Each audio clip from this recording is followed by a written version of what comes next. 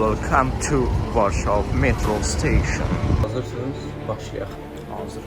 Gedirəm boş. Gördüyünüz bu küçə Varşavada cərmələr. Tələbə olanda biraz belə olur.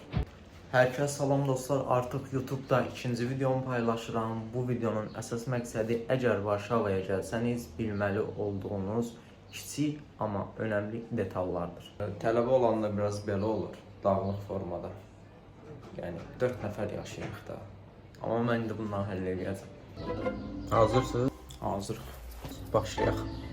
Gedirəm bu axşam, gedirəm gülüm. Mən ən əsas detal Varşavaya gəlirsə, küllü miqdarda pulla gəlməlisiniz. Küllü dediyimdə hardasa bir 2-3 min manatla. Təbii ki də mən bu miqdarı minimum olaraq demişəm, o artıq sizin yaşayış şəraitinizə baxır necə olacaq.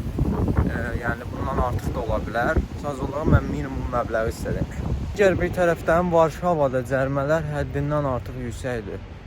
Yəni bir neçə ay əvvəl, ay dediyimdə 2025-ə yeni girəndə cərimələr daha da artdı. Və çalışın ki, burada heç bir şəraitdə, heç bir şəkildə cərimə yeməyəsiz, cərimələnməyəsiz.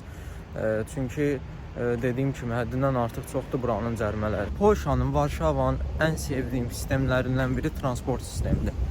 Yəni transport sistemində siz kartı alırsınız, misal üçün aylıq da ala bilərsiniz, bir gedişlikdə, dəqiqəlik də ala bilərsiniz. Mən ümumi olaraq kartdan bəhs eləyim. Deyək, kartı alırsınız bir aylıq, metroda kartı oxudub keçirirsiniz, amma deyək ki, tramvaydır və yaxud da avtobusdur. Bunların heç birində kartı oxutmağa ehtiyac yoxdur. Sadəcə olaraq kart sizin üzərinizdə olmalıdır ki, kartı yoxlayan əməkdaşlar olur. Təbii ki də bu arada bir olur və sizin kartın aktivliyini yoxlayır yaxınlaşaraq.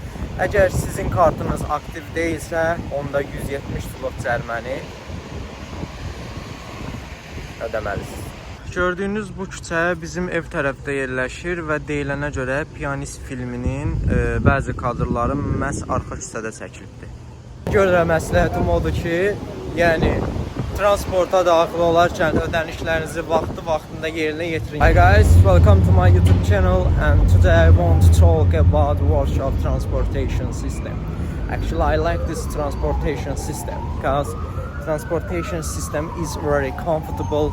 And this system includes buses, metro, bicycle lines and yəni Varşavada tramvay sisteminin olması metro və avtobusa düşən yük payının həddindən aşağı düşməsinə gətirib çıxardır. Həddindən aşağı dedim, deyəsiniz ki, həddindən aşağı necə olur?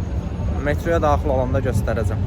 Welcome to Warsaw Metro Station. Bir də Varşavada bu ambulansda olan, nə bilim, polis maşınlarında olan sirenlərin səsi həqiqətən yəni çox vahiməli şəkildə gəlir də. Xodun çox veriblər. Başa düşə bilmirəm niyə. Gördüyünüz kimi mənim tələbə biletimdir. Buna vurmuşam endirimli olaraq.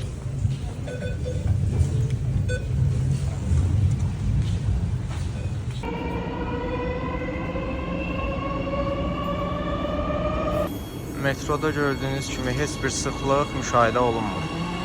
Demək, Varşavada ən önəmli detallardan biri əgər maşın idarə edirsinizsə, gündüzləri belə maşının işıqlarını daim olaraq yanılı saxlamalısınız, yoxsa cərimələnə bilərsiniz.